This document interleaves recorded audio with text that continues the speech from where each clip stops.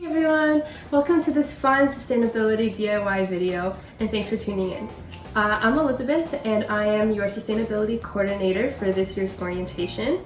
And so a little bit about me, I am going into my 2A term of environment and business, and I love to upcycle and do fun DIY projects like this. So today we'll be going over two topics, sustainability and self-care. And afterwards, at the end, we're going to be doing a fun DIY tutorial looking at how to make DIY face masks, hair masks, and some lip and body scrubs. So let's go. So let's talk about sustainability. You might have heard this word be used a lot before, or it might be your first time hearing it. At the end of the day, sustainability plays a very important role in protecting our environment and in combating climate change. But what does it mean exactly? Well, I learned in one of my classes that sustainability actually doesn't have one clear-cut definition, as it can mean a bunch of different things to many different people. However, there is one common definition that is used quite often, and that is for us to be able to meet our current needs today without jeopardizing the ability of the future generation to meet their needs. So sustainability has three main components: a social component, an economic component, and an environmental component. And we can all do more to become more aware about how we can be more sustainable in these areas. So for example, socially, you could look at how this product was made. Was it made ethically? What resources were used to make this product? And were these resources obtained ethically? Economically, you can look at what types of products you're buying and how much of that product, as many industries are driven by consumer choices. And lastly, environmentally, you could look at trying to reduce your carbon footprint. So, for example, buying less plastic products, using more public transit, or simply biking to places instead of driving your personal car. As a student, there are tons of ways that you can get involved with sustainability. This can look like simply just turning off the lights when you're not using them, repurposing old jars and containers, growing your own little mini garden, composting your food scraps, taking public transport instead of driving your own personal car, and so much more. Little acts like these really do truly make a difference. It may seem sometimes like not much that you're doing is really contributing to much change, but think of it this way. If 1 million people decide to start turning off their lights, start using public transport, and start reducing their carbon footprint, that's going to create a huge difference in our climate situation. However, if those million people decide or feel that their individual actions aren't really contributing to much and they stop trying, that's going to have a much bigger impact and put us in a much worse climate situation than we are in now. And so it's very important that we all try to do as much as we can to reduce our carbon footprint and to live more sustainably. So for example, you can look at this graph here. This graph depicts the CO2 emissions projections up until the year 2100. And as you can see, there are three main trends. The trend in the middle is the trend that we are expected to see if everything that we're doing right now stays the same. If you look at the trend below it, the lowest trend, that's a trend that we could possibly on if we have more stricter government laws and if people begin to live more sustainably. However, you can see the significant difference between those two trends and the trend on the top that's the most and the fastest increasing, which is a trend that we could be on if more policies are being removed from our laws, and if more people begin to live more unsustainably. So it's very important that we try to do as much as we can to try and live more sustainably as individuals, so that we can hopefully lower the middle trend and aim more towards the bottom trend. Now, as a university student, it's also very important for you to practice self-care as well. Practicing self-care can really help to improve your overall health, your mental health, your focus, your happiness, and so much more. It can also be very helpful when trying to reduce stress during stressful times of the year, so for example, midterm season and final exam season. There's lots of ways that you can practice self-care. For example, you can join a club or join a team watch a movie with your friends, paint and draw, and you can even join an online fitness class with other UW students. Now, once we get back to campus, you can also take advantage of the facilities at PAC and SIF, which are the two physical activity complexes. So you can use their pool, you can use their gym, basketball court, all of the above. But if sport isn't your favorite thing to do, you can also buy a shoe tag, which allows you to get access to fun Zumba classes, yoga classes, that sort of thing. Now, there are also some services that are geared towards self-care. On campus, we have counseling services and mates, which are two really good services that you could use if you ever have something personal or academic related thing that you would like to talk about with others and get advice. There are also really fun events that you can keep your eyes open for. So for example, every now and then therapy dogs will come to visit campus, and there are also some really fun self-care giveaway games too that happen on campus as well. So here's the question: how does sustainability and self-care come together? Well, you can incorporate sustainability into your self-care routine. So for example, rather than purchasing face masks or other self-care products that might have a lot of plastic packaging or emissions related to the production and transportation of that product, you can simply take at-home ingredients that you might already have or that you could buy and use for multiple purposes, and take that and use that to make your own self-care products. Using natural products are not only good for your skin, but it saves you money and it's sustainable for the environment. There are also a ton of other ways that you can incorporate sustainability into your life at home and as a student. For example, by doing other DIY projects or by repurposing and upcycling items that you might have at home.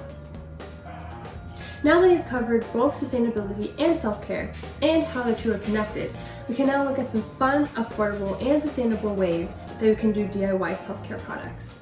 If possible, please try to get products that are organic as well. So let's start with hair masks.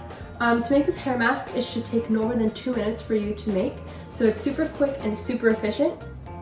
The quantities used to make this hair mask should be enough to make one hair mask each time, but that can definitely vary depending on the type of hair that you have.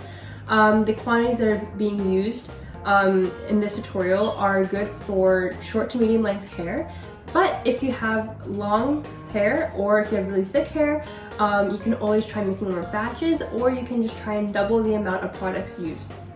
So what you're going to need is you're going to need some sweet almond oil. Sweet almond oil is different from regular almond oil, so just be aware of that. You're also going to need some avocado oil, and you're going to need some solid virgin coconut oil as well. So let's get started.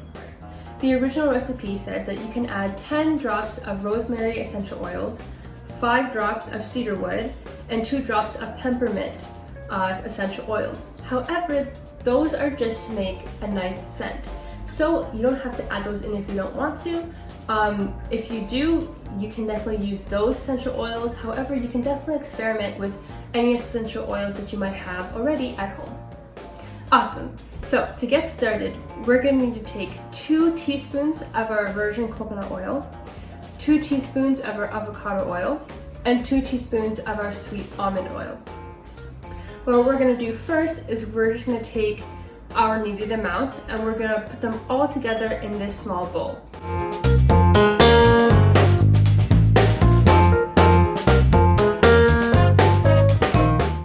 So all that's left to do now is mix. So when you're mixing, make sure to keep mixing until everything blends together.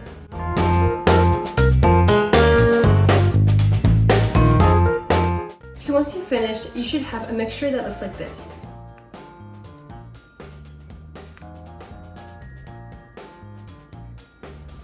So when using this product, it's best if you use 1 teaspoon at a time. You can put it on dry or wet hair, and it's best if you start with your roots massaging them into your scalp, and then once you've done that, you can take a brush and brush it through your hair. After you've got it through from your roots to your ends, if you can, if possible, it's best if you put your hair up so that your hair the oil in your hair doesn't get on any of your clothes or any of your furniture. So you should leave it in for 30 minutes to 1 hour. If you have fine hair, you can rinse it out in the shower with shampoo, but if you have thick hair, you can leave it in and just not wash it out if you don't want to. Now, to store it. So if you've made a large quantity or you have some left over, you can put it in a container with a lid and place it in a dry, cool place for up to 2 months. Next, let's move on to making our face masks.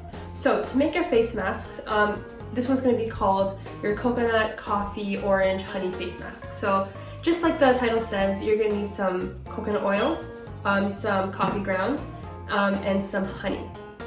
Now the original recipe does call for 6 drops of sweet orange essential oils. However, that is completely optional.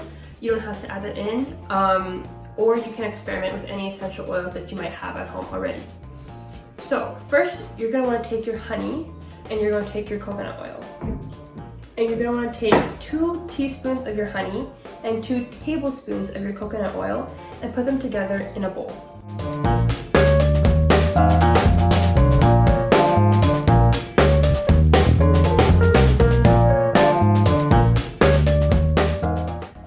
Okay, once you've done that, it's time to mix the two together.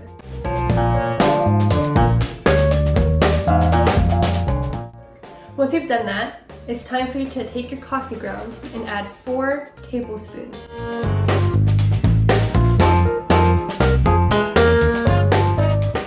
Okay, now the last step is to mix them together.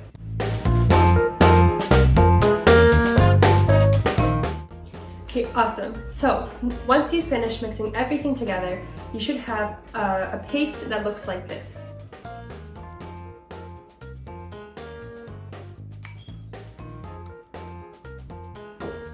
So to use this product, it's best if you prep your face with warm water and apply 2 to 3 teaspoons at a time. Once you've done that, you can leave it on for 5 minutes and then rinse it off with warm water. To store this product, you can put it in a container or a jar with a lid for up to 1 week, or if you want to prolong it, you can put it in the fridge for up to 2 weeks. So let's move on to making our lip scrub. So this lip scrub is called the Nourishing Brown Sugar and Honey Lip Scrub. So as you can imagine, you're going to need some brown sugar, honey, and you are going to need some vanilla extract. First, what you want to do is you want to take 1 tablespoon of your brown sugar and mix it in a bowl with 1 teaspoon of honey.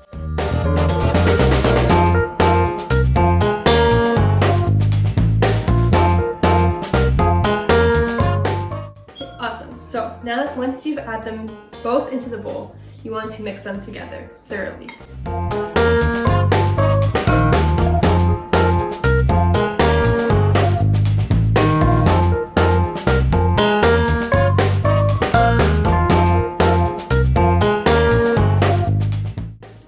Now that you've done that,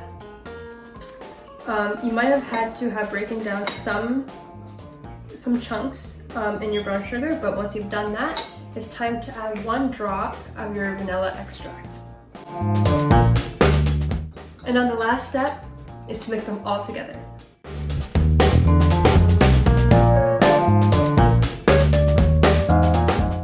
And once you've finished, you should have a paste that looks like this.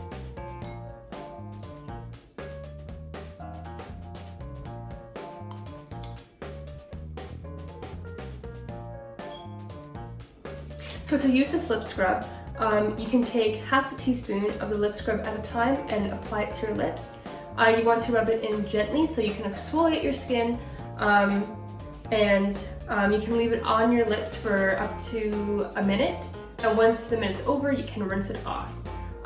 Once you've rinsed it off, you can also put on like lip balm afterwards if you want to, and you can store it in a cool, dry place for up to 2 months. Last but not least, let's take a look at making body scrubs. So this body scrub is called Coffee and Bergamot Body Scrub. So you can probably guess that you will need some coffee, coffee grounds, preferably coffee that you have left over from coffee that you have made earlier. you are going to need some virgin coconut oil and some brown sugar. The original recipe does call for 10 drops of Vermont essential oils. However, again, that is optional. You don't have to include it, or you could experiment with whatever essential oils that you might already have at home. So for this recipe, you are going to need half a cup of coffee grounds, 2 tablespoons of coconut oil, and 2 tablespoons of brown sugar. What you want to do first is you want to take every single ingredient that you have of the proper amount and mix them all together in a bowl. This is a really quick 2-step recipe, so let's get started on that first step first.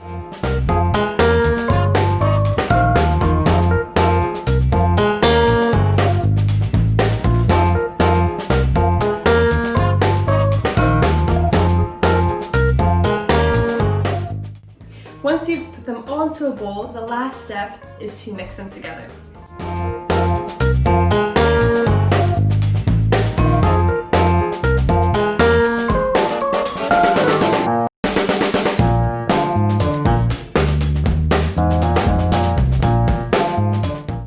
So once you've mixed everything together, you should have a paste mixture that looks like this.